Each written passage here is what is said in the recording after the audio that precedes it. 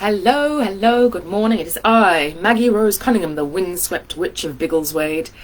I've been out in the wind. It's not as bad as it was. It was absolutely blustering everywhere. There are branches all down everywhere today. But I am here talking to you about using your magic with the goddess Freyja. So if you are here with me live, give me a wave. Let me know how you are. Let me know if you have been blustered about, depending on where you are in the globe. What's going on? What's going on externally for you right now? What are the external events that are going on for you right now, and how challenging are you finding them? What is life throwing your way? Because what we're going to be looking at today is how the external environment that we are in can, well, it can make us ill. It can burn us out, it can, just on a general day-to-day level, it can maybe stress us out a little bit, causes a little bit of worry. But if those things are compounded over time, whether we're experiencing something individually in our lives that is a little bit challenging, or whether we're aware of what's going on around us in our environments, it can make it really challenging for us to bring our magic out into the world. A burnt out magician is no good, is what I have discovered. And I'm going to be talking to you a little bit about my personal story as we go through that, and we talk about how we can enhance that magician self. Good morning, Esther. Hi, Candice. Hi, Suki. It's lovely to see you, and you're saying it's being blustered outside and inside right now. Yeah, Hargalaz on a rampage. And I think this is something important to recognise, is that there are natural initiatory cycles that we go through. We experience our Hargalaz moments when the storm hits us, and we can evolve from that. I'm going to share with you a story. It's a little bit of a Hargalazi story in a moment, but we can experience these things that take us beyond that. They take us beyond our capacity point to deal with them. Esther's saying very windy, very blustery during the night, and Candy says yes, it's been howling through the night. Hi Erica, lovely to see you. You're standing in your Manaz power today, I see, which is lovely. And very nice actually for the magician self as well. So I'm going to share with you a story, just a short story about a giantess whose name was Gulveg. And some people believe that Gulveg was Freyja in disguise, in which case she wouldn't have been a giantess, which she would have been a member of the Vanir. So maybe not, we're not sure. But regardless, her story touches deeply on the magics of Freyja and on her life force energy, which is what we're drawing on and we're looking at. She's our patron for this month, and she's the patron of the work that I'm going to be sharing with you, certainly like personally for me, not in terms of the body of work that I'm going to talk about, but for me, she was the one who I felt drew me towards this. So Gulveg is a giantess, and she rocks up at the gates of Asgard. So the sky gods, they're there, and this giantess comes in, and she they extend to her the rules of hospitality. So they invite her to their table, and she speaks. And I do this, I perform this story in more fuller versions in other arenas. I'm just going to give you a little short taster now, so I'm not going to do full justice to the story. But she comes in, and let's say that she annoys the Aesir, and Odin in particular, by talking on and on and on. She goes on and on and on about gold, and they think, it's very frivolous, and you can see within this the mysteries of Freyja coming through with that sort of gold and this. Let's think about this as in Feyu, rune Feyu. Hold on one moment, have I got my rune cards? We're not doing readings today, we're doing those on our new moons now, but if a rune pops up, I'm going to share it with you, because obviously that's my job to do that, and to make sure that the runes are there in their abundance whenever we can find them. So Freyja, one of Freyja's runes, the whole of the first 8, this 8 of primal life force energy and a foundational energy comes through. It's called Freyja's 8, and the first rune is called Feyu. So here it is, the rune of wealth, the rune of gold. So we get some clues the minute that Gulveg starts to talk about gold, that she's talking about the Feyu rune here. But the Aesir don't value this. They think, no, this is terrible. And it gets to the point where Odin gets so annoyed that maybe a little bit extreme, let's say, he burns her. Really? Guest comes around, they talk about something that you find irritating or boring. We don't get to burn our guests anymore. This is a different epoch, let's say. Perhaps one of the reasons why the northern gods have sort of gone away and had a little bit of a rest and a think, and they're coming back now. But they're sharing this story as a teaching story. They burn her, and to everyone's surprise, she survives. Not only does she survive, she just pops back up as if nothing's happened, you know? And they do this 3 times, not once, not twice, 3 times, and every time she comes back. And what I want to bring from that story for us today is the idea of resilience. Resilience and of survival. Candice says she shows him. She sure does, Candice. And this is the thing. This is the magician self in action. And this is where I would like all of you to be. Is at the point where, yeah, we talked about this last week. We talked about how hard it can be to be a magical person in the world, to be someone who wants to be a difference, to bring about a positive change in the world. And if you think about the energy of ice, of stillness, even if the change is good, people don't want to change. And that's just a natural instinct. I want to stay safe. You know, I want to stay safe in the known. Even if the known is uncomfortable and we're heading towards, you know, catastrophic climate horrificness and there are wars breaking out everywhere all over the place, we still have an instinct in us that says, I don't want to change. So if you are somebody who has been brought into the world with a burning desire to contribute and to bring about difference and change into the world and to make the world a better place, your fire, your personal fire energy, your Feyyu energy has to be strong enough to be able to melt the ice slowly, to help to reshape it, and to do so in a way that is not taking a sledgehammer to the ice, which, you know, doesn't always work. So Golvig brings this sense of embodying that energy of the gold, of the Feyyu energy, but also of being able to survive the fire and to work with the ice to what we're going to do. Now, there are reasons, I believe, why it's very challenging for us to bring our magician selves, our change maker selves into the world. The environments in which we work are often very toxic to us, and that might seem a little bit extreme, but I'm sure that for some of you, you will feel like, yes, you know, I've been in family environments or work environments that have felt incredibly toxic to us and our systems. Now, I don't know about any of you. If any of you have experienced burnout, you've you've had a Golvig moment, and instead of rising from the flames, you've gone, no, I'm a little pile of ashes right now, everyone.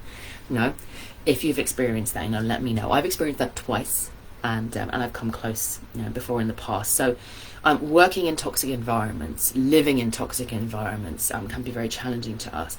We also have, I believe, trauma that we are holding.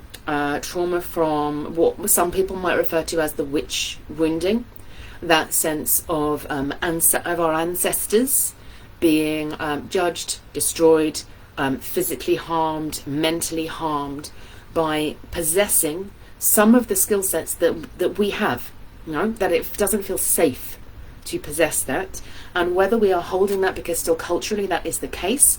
And I've been doing a lot of research recently into magic and how magic is viewed across the world, and in this space we talk about it and it's wonderful and lovely and we can be totally safe and open, but in other spaces it is still not safe to share those skills.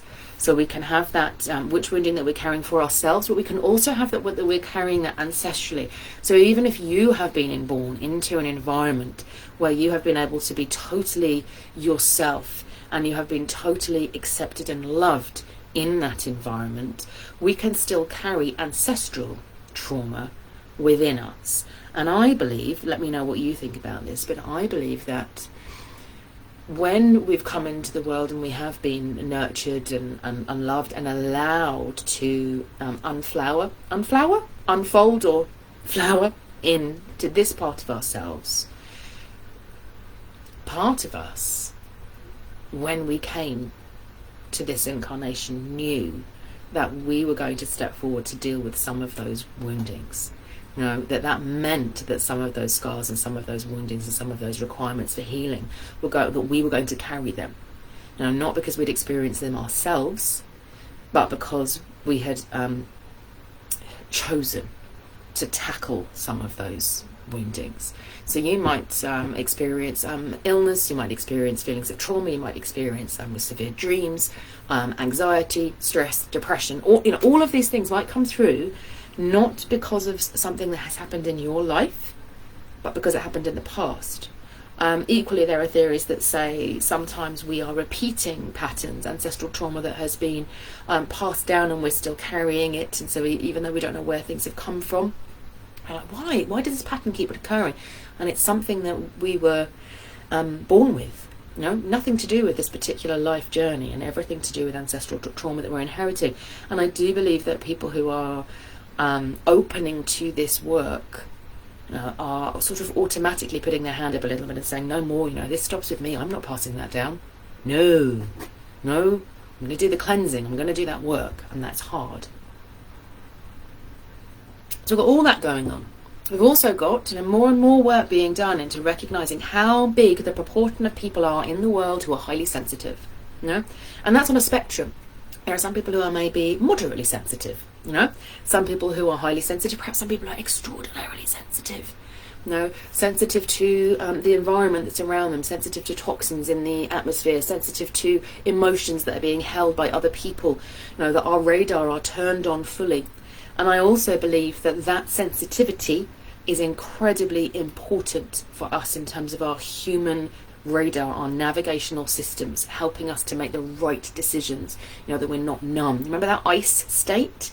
It's a little bit like, as we start to do our healing work, and many of us come into this work for healing purposes, and we don't like, I want to heal something inside me or something that I feel is in my ancestral work. As we start to do that, we start to thaw the ice, we start to gain some of that warm, golden, magical energy. We start to thaw the ice, and stuff that has been stored within the ice starts to come to the surface, as we open, which, no one wants to say that. Everyone wants to say, as you embrace your sensitivity and as you embrace your magic, life is going to get better and better, and it's going to be wondrous, and you're going to be skipping through a field full of beautiful flowers, and fruit will be dripping from the trees. I'm going to stop now, because, it would be nice, wouldn't it?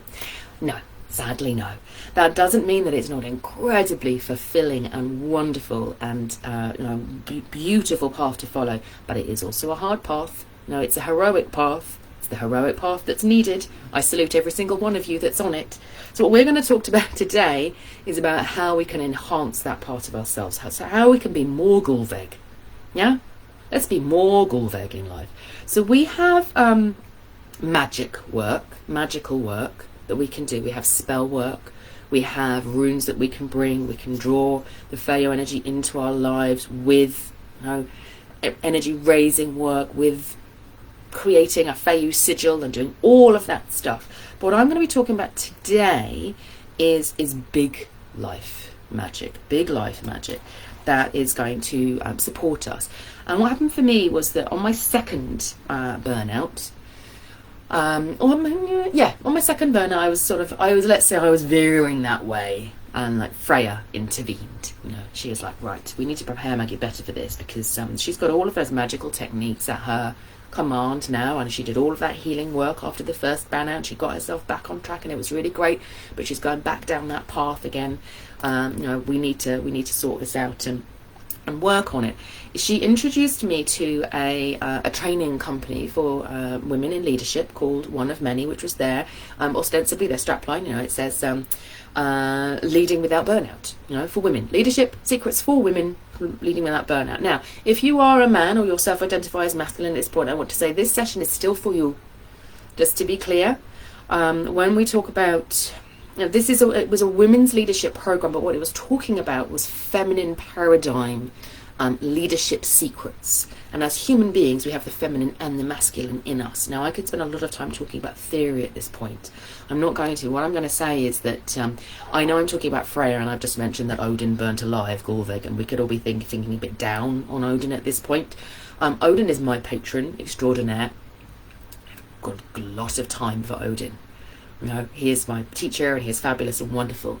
And he also moves into the feminine mysteries sometimes, but he holds he's able to move across both, but he holds the mysteries of the masculine within him. Freyja is there to teach us some of the feminine mysteries, and she also embraces her masculine, and some of the warrior self as well. So, it's possible to move between the two, and that's what we're looking for. So today we're looking at some of the feminine mysteries that can support our magician selves in having the juice, in surviving the fire, in doing more than surviving the fire, in rising, from the ashes time after time and saying, yeah, that was an experience, and moving on. Let's keep going, moving on with that. So through what I'm going to share with you, working with the particular tool that one of many, this is the company I worked with, introduced quite early on, called the Powertypes. And I'm going to introduce, there are 5 power types. They come from the work of Jung, in case you're interested. They're slightly adapted, but they come from the work of Jung, who obviously was very hugely into myth, massively into myth and deity, and what we could learn from archetypes as he created. And they created these power types. And one of many introduced them to me. So we have got here, in no particular order, we have the lover. See here, the lover. Now, Freyja, you can feel Freyja in the energy of the lover. She's goddess of love and sexuality and sensuality. We talked a little bit about that last time when I talked about it in the work that I did with Katie Gerard, and a little bit with Laura Dallaghan as well. So there's lots of other materials and resources out there for you to thinking about these a bit more. We've got the warrioress here, and you'll notice this warrioress, she's often, when we look at northern tradition stuff and we see warrior, we'll see like a big sort of burly Viking with like massive horns, which are totally historically inaccurate and quite aggressive. Now this warrioress here, although she's sort of got the sort of it's more oriental eastern feel to her, we could still see a feminine version in the northern tradition of this, but notice how she's got poise. There is a real poise, and she's got a little bit of a smile on her lips there, hasn't she? She reminds me a little bit of Wonder Woman. That sort of, she's there, she's saying, come on, if you think you're hard enough. It's that sort of thing. There is a willingness to move into, she's assertive rather than aggressive, let's say. I can become aggressive if you want me to, but I'm not going to do it unless you push me to that, is what she says. This is what I will defend. So there's some fun and play about the warrioress here. Then we have, look at this one, beautiful. Here we have the queen, the energy of the queen. Notice her gaze. There is a stillness, there is a serenity, there is a command to her presence, this power type of the queen here. I love her stillness and her poise and her power that comes through with this lovely picture of the queen. We have the mother. Now, with the mother, you'll notice that this is a biological mother, and the company who did this, they created these cards, and they decided, this is actually the founder of the company, by the way, this is her baby, it's rather nice. And they did have quite a lot of debate about whether they wanted to have a pregnant woman representing the mother, because we don't have to have biologically have children to embrace the mother. I think it's very important. But you'll notice this sort of lovely orangey colours, and the way her hands are around her belly, this sort of holding energy, this creation of a space of safety and love and nurturing and possibility and potential. The mother sees the possibility in others. She sees that, and she's supportive, and she's not sort of holding, I'm going to hold this baby inside me and I'm never going to let it go, which we can get a little bit of mother like possessiveness. No, it's that ability to evolve with your growing child or business or project or thing that you want to give your love to, with the mother there. And then the final one here is the sorceress. And this is one of the reasons why you can imagine when I started working with this company, I was like, oh, interesting. So we've got the sorceress here. So you'll notice that although we can see her face, like the warrioress and the queen, she's very much in the background, and it's actually the chalice that she's holding that is the focus point here. We've got the winter branches here. There's lots of things that I'm not going to talk about today around seasons that are associated with these cards. There is a mysticism and there is a faith that the sorceress inspires.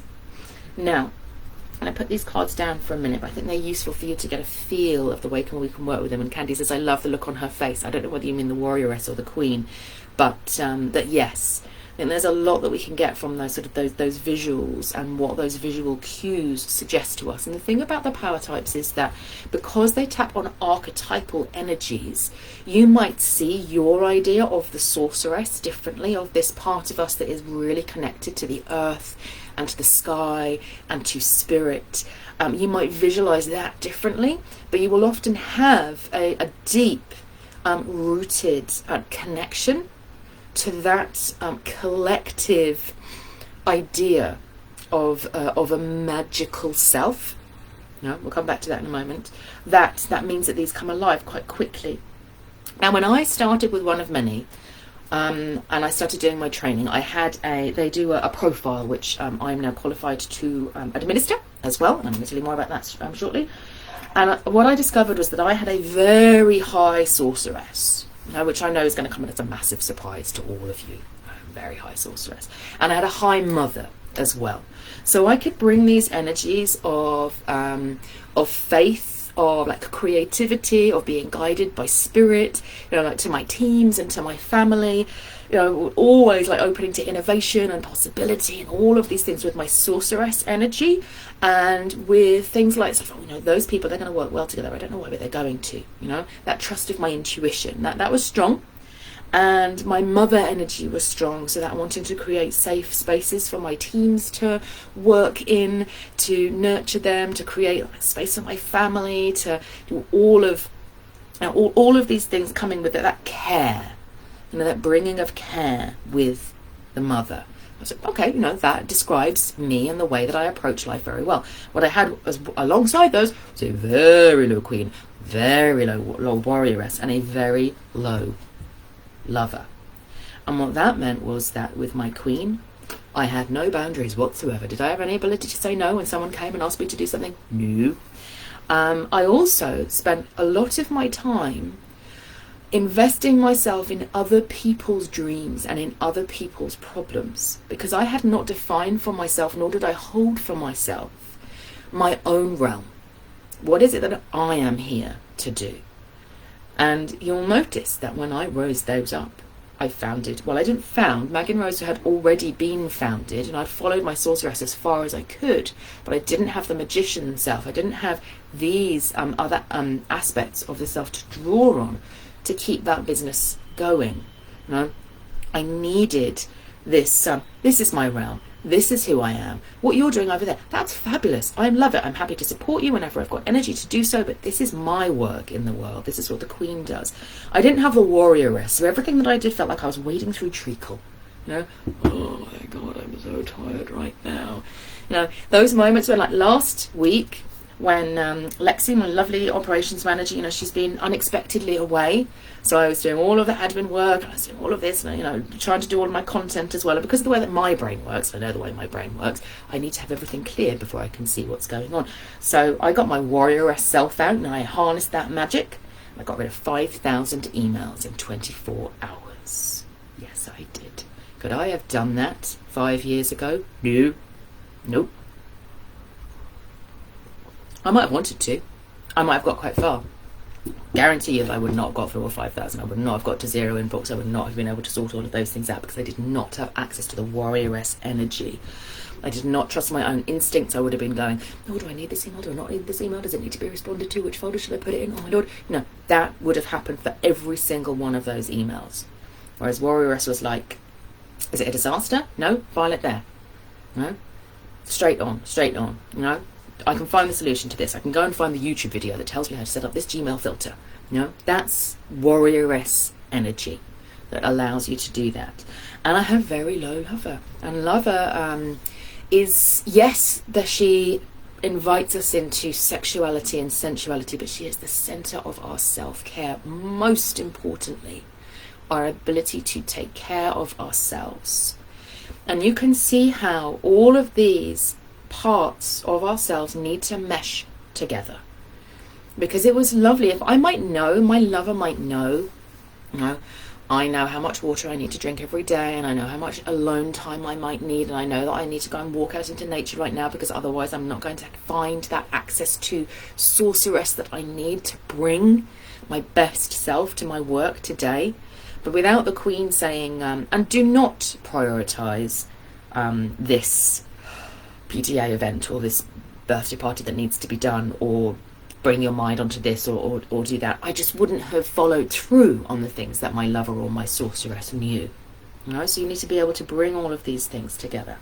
So tell me what resonates for you from what I've just said before we go on to do a practical exercise. Candice says, definitely both. Love these cards. Makes me want to create my own. Oh, that's a lovely idea. Very creative project. I'm imagining, Candice, that there might be some sorceress in you. Carol says, oh my goodness, that sounds like I once was. Yeah. Candice, boundaries can be so hard when you're sensitive. That is very true. It's incredibly true.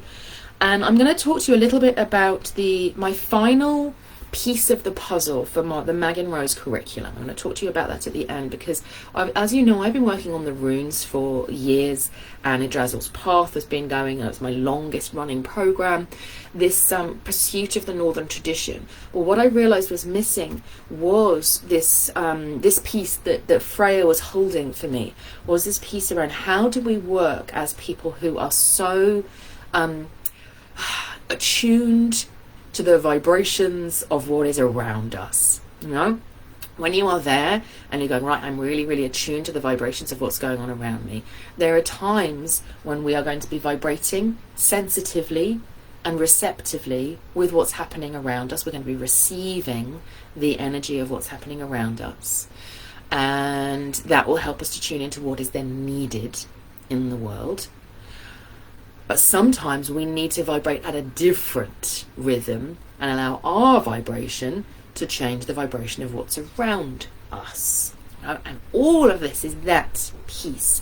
So this is why I created Amplify Your Magic, which is in its trailblazer mode with the first cohort starting in February, in mid-February, which I'm so excited about. Some of you have been on the retreats that I've been running, which are part of Amplify.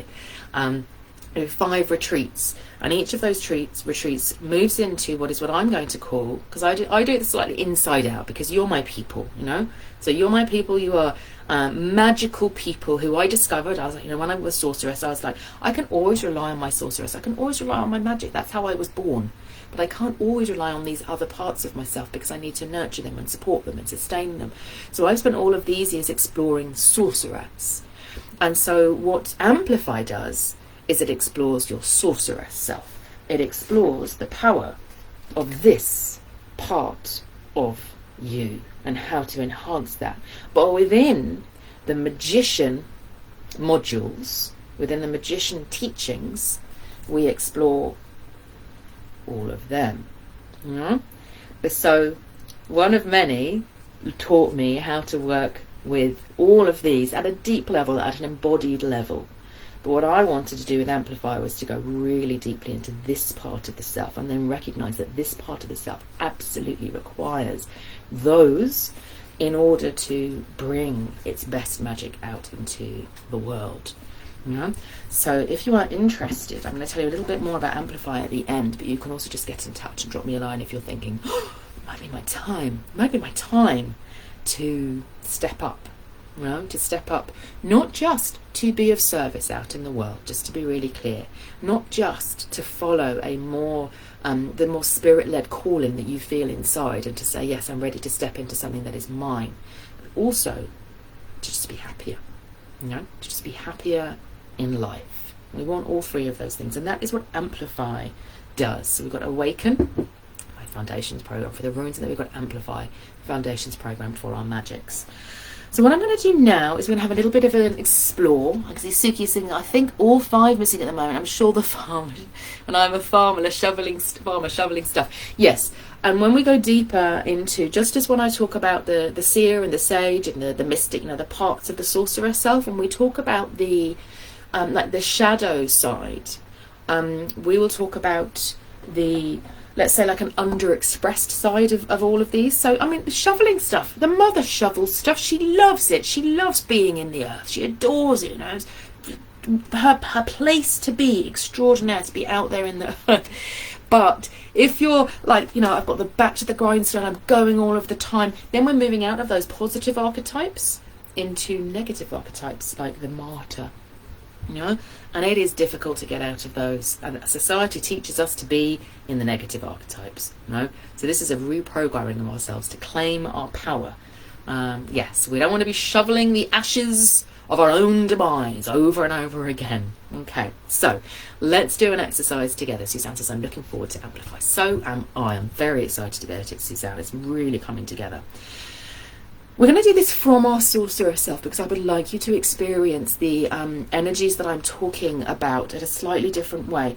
So what I'd like you to imagine is that the magician self, what we're teaching the magician self is being able to work with abstract symbol, to channel energy into the abstract symbol towards the intention that we set. You know, so a lot about what we do with magics, whether we're working with herbs or symbols, or in this case, 3-dimensional structures.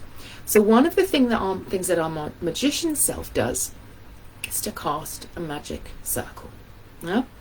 To cast a magic circle and create a space that is used for the intention that we have set. No, that's the magician self. And I was talking about the queen. There's a little bit of overlap there between the magician and the queen. This is why the power types for me sit inside the magician, and the magician is the interface between the power types and the magical self parts. Is the magician takes command and says, right, this is how I draw a circle. So many of you will know that when you do a circle, whether you draw a circle around your space, or whether you take a rope and you create the circle, what you're really doing is the circle is the symbol that the magician works with and understands. But what we're really doing is we're creating a sphere, because we are influencing the energy not just on the 2-dimensional plane of the circle that it's in, but we're influencing what's above and what's below, so that we are sealing that entire sphere that we are within and holding the intention inside within that sphere, within that magical circle. Okay, so all of the different parts of the power types come into play when we create a magical circle. And we're going to do the exercise in a minute. But what I want you to bear in mind when we are creating your circle is that this creation of space, of a magical circle, of a sacred space, is something that as a magical person you carry with you everywhere you go. So you can decide, you know, I'm sitting on the tube and there are people all around me and I'm finding this a little bit difficult. You create your magic circle around you.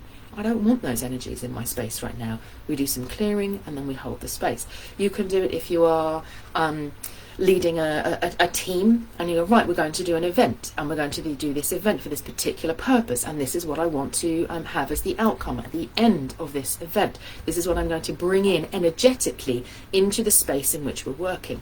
You know, we do not turn off our magic when we go to work, or when we go to the shops, or when we go on holiday. Right, you know, any of those things, we carry it with us, so we should be using it. Okay, you can do it in slightly more gentle ways. I'm just setting an intention here, but you need to learn how to create the magical circle first. So take a moment, and if you've got space, have a stand up. You know, you can do it this sitting down. I wouldn't suggest doing it lying down though, because this is an intentional stance. You know, we don't we don't see pictures of the Queen, you know, or the King, as we should say now, sort of lolling about on the sofa doing la la la. No, we're taking command of the space. So you want to feel as if you're in a commanding pose, whether you are standing. Some of you don't know this, but I'm always standing here when I do these lives, because I'm creating a space, a container for us to work within, aren't I? And, you know, in the hearth space, it's my job to do that. So we create our space around us. You're going to be standing. To feel it for a moment, your spine, and you might want to imagine that your spine is just extending just a little bit. It's just getting a little bit longer. Maybe the spaces between the vertebrae, just sort of spacing out a little bit. But it's not rigid. Just to be clear, it's not like we've got a rod stuck up our backs. No, this is a sinuous, feeling the curves of the spine there, and there is a strength in your spine. So if you wanted to, you could move to the left, or you could move to the right. If you decided, my attention is needed over here, I'm going to now turn to the right with my full body and bring that attention there. Or I could do it to the other way. I'm not stuck. I'm in command in this space. And take a moment to connect then with your roots, whether you are actually like on a ground floor or you're outside. Wouldn't that be exciting? If anyone's outside, let me know. Or if you're on your multiple stories up, that's absolutely fine. Know that your roots always connect you to the earth. Think about Ask and Embla, the first man and the first woman in the northern tradition. They were made from trees. Now, our energetic roots are there all of the time. What we're doing is we're bringing consciousness to them, and we're allowing them to deepen just a little bit, to connect with the earth a little bit more. And the earth is welcoming us, because we're saying, yes, I'm standing in my power, I'm standing in my sovereignty, I'm about to do something amazing. And the earth is like, yes, do something amazing, that's brilliant, great. And so we have our roots go down nice and strongly.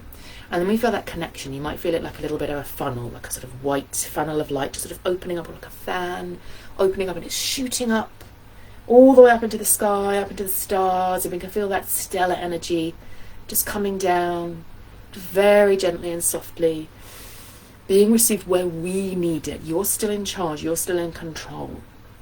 So you're saying, I open to receive this energy of the stars, because the stars also want to support me in what I'm doing in this time and in this space. And now what we're going to do with your finger, literally your finger, you're going to point with your finger right in front of you, and imagine that there's like a golden light.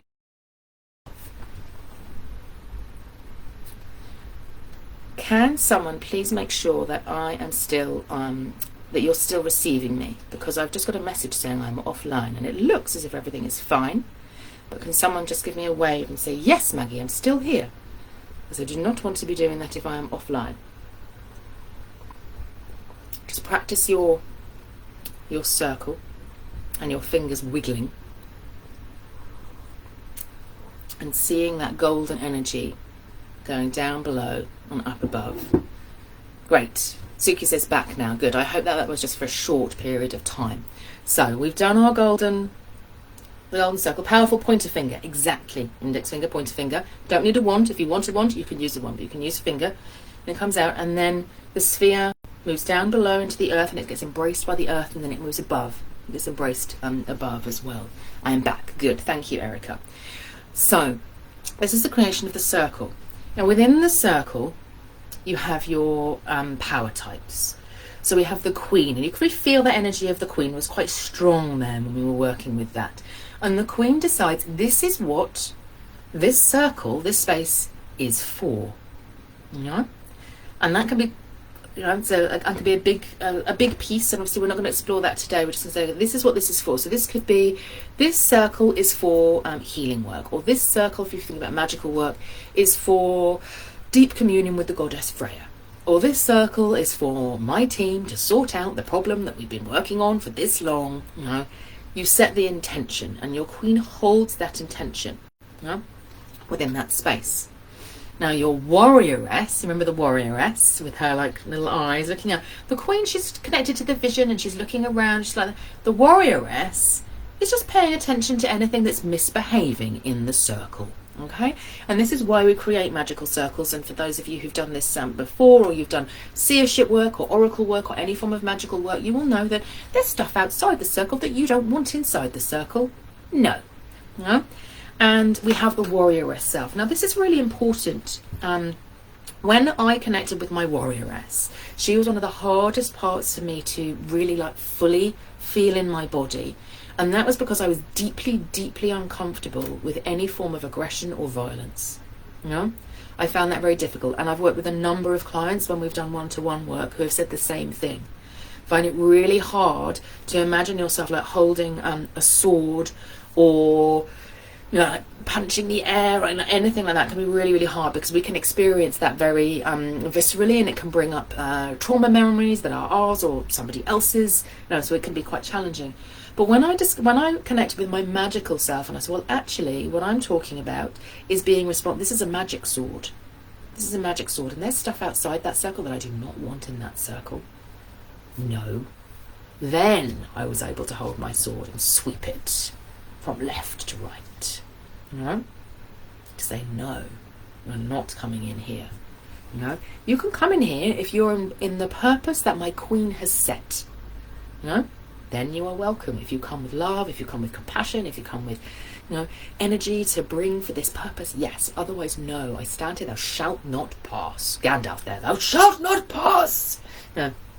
little bit of a combination of the sovereign energy, if you want to think about it, in the masculine and the feminine, plus the warrior coming in there. So the warrior does that, and they patrol the edges and they check, you know. And there's a following of instinct with the warrior as well. Any of you who have ever sat in a circle and you've been like just chatting or talking, whatever it is, you're doing beautiful, magical, wonderful work, and then you go, hold on, there's something. No, I don't like that. That's your warrior self saying, I need to go and pay attention to that. I'm just going to go and make sure that the boundary is set. No? And I'm betting you right now that there are lots of you here who are very comfortable with creating a magical space like this and saying, yes, I'll tend to that boundary, and yet find it incredibly difficult when a person comes along and says, and is aggressive or rude or just asking you to do something and you don't have time for it. That if it was a magical being or a magical entity, like a spirit entity, and you're like, nope, not in my space, thank you very much, fine. But if someone says, do you think you could just help out with, we've got some stuff that needs to be cleared over there, and you're like, they can see that you're swamped with stuff, you'll be like, and I find that intriguing, really intriguing. So enhancing the magical self can help us then to bring that energy out into the world. Now, the mother energy is so important for, again, whereas the queen will say this is what the space is for, the mother will hold that. What are the values that we embody while we are in this space? What is the energy that I want people to experience in this space? Now, which is again incredibly powerful for leadership, whether this is in your family, in your community, with your with a team that you're working with, and you don't always have to be the leader of the team to do this. Just to be clear, there are other forms of leadership. It's about the values that you hold. So you can, like within the hearth space, for me, that energy of the mother is so important to be able to make sure that everyone feels safe and seen and accepted. And navigating that boundary, that's why we have the community rules that we do, so that we are able to hold any beliefs that we want to, but there are certain behaviours that we say, well, no, because then other people won't feel safe. It's navigating that boundary. And the mother and the queen and the warrioress, they can all hold that together, but the mother is the centre of our compassion within that. Now, the sorceress obviously holds that space of connection. That's a place of communion with spirit. And she needs all of those. She needs the magician to be holding the magical circle. This is why, for those of you who have ever done Seath rites or you've done Wiccan rites, you'll notice that normally there are at least two people in leadership roles within a space, because it is incredibly difficult to be saying, right, I'm holding the boundaries and managing that, and I'm doing the oracle work, and I'm doing the receiving work at the same time. So even in a magical space, we can take those rules that we know of in a magical space and we can apply them externally as well. To say, okay, with lots of practice and lots of sleep and rest beforehand and afterwards, I might be able to hold a space where I'm doing all of this at the same time and be okay. But if I'm busy and I've got other stuff on and I don't have time and space to replenish afterwards, then I'm going to need a wingman, who's going to either be the person who holds the space and does the queen work and the warrioress work and the mother work, or they do the sorceress piece. They do the oracle or the connection to spirit in some way. So this is why we need to be able to practice these things and to apply these rules, not just in our magical circles, but also out in the world and with our families and in our leadership roles as well. And to say, okay, if I've had lots of practice and the structure, I know it really well, I know it so well that my subconscious mind is going to click in, and be like, yep, holding the space, all fine, warrioress instinct comes if there's a lot problem. So it's like, but there's a lot. You're asking a lot of yourself if you try and do all of those things all at once. So we go back to basics and we learn those foundations. And then the lover makes sure that you want to be in the space in the first place. How many of you have ever been like, I'm gonna hold a party. I'm gonna do a party for people, bring them together, and I'm going to do the food, and we're going to have this, and we're going to have that, and everything. And you hold the party, and then you get to the end, and you go, well, I don't remember anything of the party. I didn't sit down once. I didn't have anything to eat. I didn't have a single chat with anyone that lasted more than 10 seconds. I'm absolutely exhausted, and I don't feel like I've even had a party at all. Any of you ever had that experience? No. Or seen someone else have that experience? No. The lover says, if you're going to create a space for any reason, because we bring our magic all the time, this is what we're learning today, is no. So the lover will be saying, okay, what is it that I need in this space in order to actually enjoy being in it, to want to be in it, to say there's going to be a period of time when, during the party, when I'm going to ask somebody else to do the hand out the drinks, or we're not going to be having any catering at this point, or whatever it is that you want to set, to say these are the things that I love. Candy says my inner micromanager is strong. The inner micromanager is the enemy of the lover. Let's just be clear on this point right now. Because if you're micromanaging and you're like this, I'm looking at everything that's going on for everybody else, there is no way you're going to have enough time to say, okay, who do I want to speak to right now? And there is also, which we've not been taught to do, I'm really clear, we have not been taught to act in this way. We've been taught to micromanage. That's what we've been taught to do. To say, I trust my party guests, that if I go and talk to this person who I've not seen for ages and we have a really deep chat, then everyone else is going to be okay. And if they're not okay, if they're a bit like, oh, she didn't speak to me, that's not your problem. That's their problem. They could easily pick up the phone the next day and say, oh, I had such a lovely time at your party and I really miss that we didn't get a chance to speak, so let's meet up. That's what we need in our society, is the ability to man up and take a bit of responsibility and say, oh, I felt left out right then. How do you make it so you don't feel left out, rather than the hostess of the party didn't grind herself into the ground saying hello to everybody and having a meaningful conversation with anyone? That's what the lover is there to do as well. And the same is true of a magical space. What are the beautiful things that I want to have in my magical space, that I want in order to feel totally joyful and joyous in my magical space? And now I'm aware that I'm sometimes saying everything is magical, and I'm sometimes saying magical space. It's just because I don't have a language that helps me to describe what we're talking about here. That our ritual space, maybe, I want to say. No, it doesn't even work either, does it? Because we're bringing it out there. But yes, the conventional idea of the magical space is in the circle that we create for a magical purpose that is not what everything else does, and the idea that we all walk around all of the time and can create magical spaces around us that support us in our magical selves, so that we can use our magic and we can be brilliant and wonderful in the world.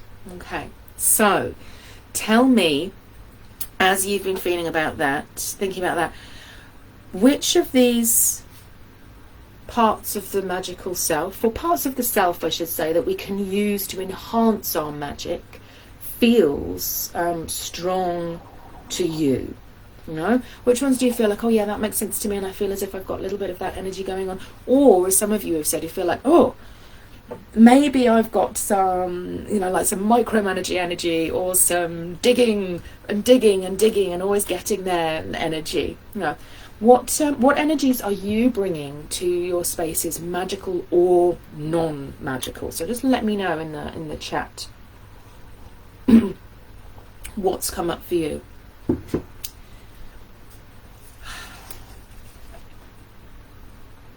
And while we're doing that, I'm going to let you know that, as I've mentioned already, that amplify is coming up.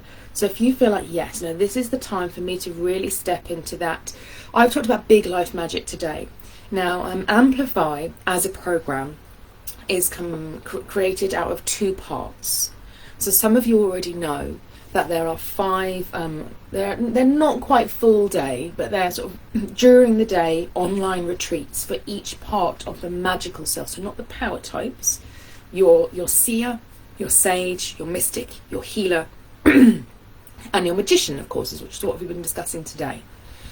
So those retreats are processes of deep exploration of that part of yourself. We're diving deep into your sorceress self, in order to raise up that part of your magical self to its next level. So some of you might be like, yeah, I'm really strong on seer. I've done Maggie's Discover Your Magic quiz and I know that I'm really strong on seer, but I want to up level. I want to find my next level.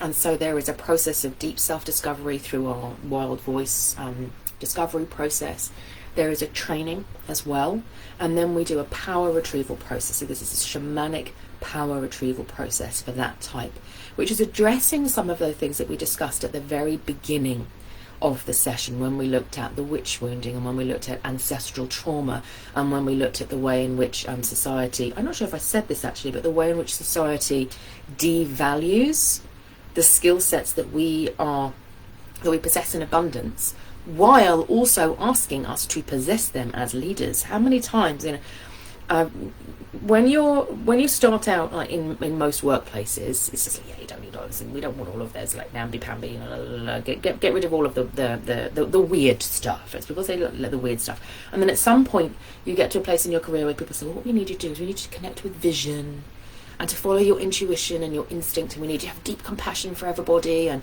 to demonstrate like empathy and emotional intelligence, and all of those things that you've been taught to squash down. Suddenly you need to raise them back up again. Where does that come from if not from the magical self? So this is a process of reclaiming those parts of us that we have, but we might be pushing to one side a little bit, or feeling like we can't bring in our fullness to the world. So we've got our 5 retreats that do that, and then we have a 6-week online program, which is doing a little bit of this exploration work, but we're also doing magical technique. So the magical techniques that are associated with each of the sage and the mystic and the healer and the seer and the magician. So we looked at the circle today, didn't we? So we'll be doing that in more depth. The circle will be looking at symbol with the magician. How do we work with that? How do we channel energy in accordance with will, with the magician self? So there's a 6-week online program. Now the first time that this program runs, and this is the only time that it will happen this way, we will be working together through the full 6 weeks. You'll get a little piece of content every day through that 6 weeks for you to work with, and then we'll be meeting at our magic circles together to go through together what's happening. Now at the end of this trailblazer round, that part, Amplify, that part will become an online self-study, like in your own time. You can do it in 6 weeks, or you can take a little bit longer, probably with a support forum, and perhaps I'm looking at like how much like in-person content we might have as well through that as I work with the Trailblazer. But this time is the first time that you get to work like with me lots through the course of that 6 weeks together. So if you're feeling like, oh, no, Amplify, that sounds like that could be really, really good, I would highly recommend coming to this Trailblazer cohort. It's a great investment. The tuition price is fantastic, and you're going to get all 5 of your retreats. Even if you've been to one of the retreats, you're going to get to do all 5 of them, so you can repeat. And you're going to get all of your program as well, and all of the content and all of our lovely magic circles together. So I'm very, very excited. Then Amplify will shift slightly. So if you're thinking it sounds absolutely wonderful, but 6 weeks, I don't have that 6 weeks, then maybe you could wait until afterwards and just get in touch with me and say, when can I join Amplify once it becomes sort of slower, a slower paced program. Having said that, once you've invested in Amplify, as with Awaken, you get to keep all of your core content afterwards, so that you can use it again and again and again. So that's Amplify. Other thing I should say is that everyone who is on Amplify will be getting a Powertype profile. So you will get a little code so that you can go and you can fill in a questionnaire, and it will tell you how much access you have to each of these power types, and that's supporting our work with the magicians. You're going to get that. It's an extra special bonus to the people who already signed up to Amplify did not know until today, so they're going to get that out and get that too. If you're thinking I'd like to do Amplify, but I'd like to have a little bit of a taster, come to the Magician Retreat. So Reclaim the Magician is on the 30th of January. It is 10 a.m. until 2:30 UK time. www.meganrose.com/shop, and you can book right now. And then if you decide to, you can then join Amplify. This is the last of the retreats that will happen before the first, before we do our 6 week deep dive into each of those parts of the magical self together. And then all of the dates for the remaining retreats are also set, so that you can then come to those other retreats too. So you will have all of your 5 retreats still included within that as well. So you'll get to do Magician, and then you'll get to do Magician again at the end. So you can go, ooh, look how far I've come during that time. So let's see what people have said. Suki, 1 magical circle to be done later today and gather all around me. Oh, how beautiful. I love that. And sometimes it's just nice to have a reminder, isn't it, that yes, I can create this space. And Candice said, my queen and love can be low at times, definitely overdo the mother energy. Yes, and the mother energy, it's important to recognize that the mother can most strongly, if not balanced by the others, turn into martyr. Now we can go over the top if we don't have those other parts of the self to really hold on and to anchor her and support her. Not a mother in the traditional meaning, and that doesn't matter at all. Sorceress is strong, and warrior is doing better than it was, which is great. Really, really good. And again with warrior, if you know, I'm in warrior like all the time and nothing else is there, it's probable that you're not actually in warrior, you're in what's called superwoman. Very different thing. You'll notice that the warrior has the smile on her lips.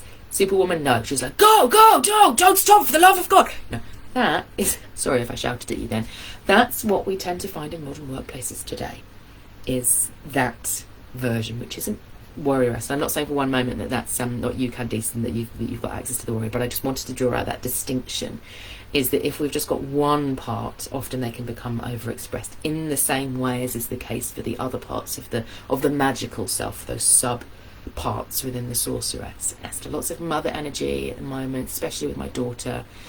And yes, sometimes we very actively and consciously say, this is what I need to bring, this is what this situation needs, and it's being able to choose in the moment rather than that being a sort of subconscious drive where we feel like we've got to bring out that way. So this sounds like me. It has been lovely running this session for you, and thank you to those of you who've said that you are enjoying this new format. So this is the way we're going to be working with Magic in Mind. We'll have our new moon session. We'll be looking at the planetary movements and our intentions, and doing our rune readings at that point, and then we're going to be doing teachings like this and trainings like this. And then we're going to be doing our meditation session, sort of release and receive session, once we move along as well. So we've got a slightly different format through the course of the lunar cycle for each of our Magic in Minds. So thank you so much for joining me. If you are thinking about Amplify, ask yourself the question, what's stopping me? Because that is also part of the magician's self, isn't it? To say, how can I be that change maker? What is it that I am feeling into with that Amplify program that makes me go like, I want that? And if you're not sure, reach out, we can have a chat, and I would love to hear from you. Mwah! Take care, everybody, and I will see you very, very soon.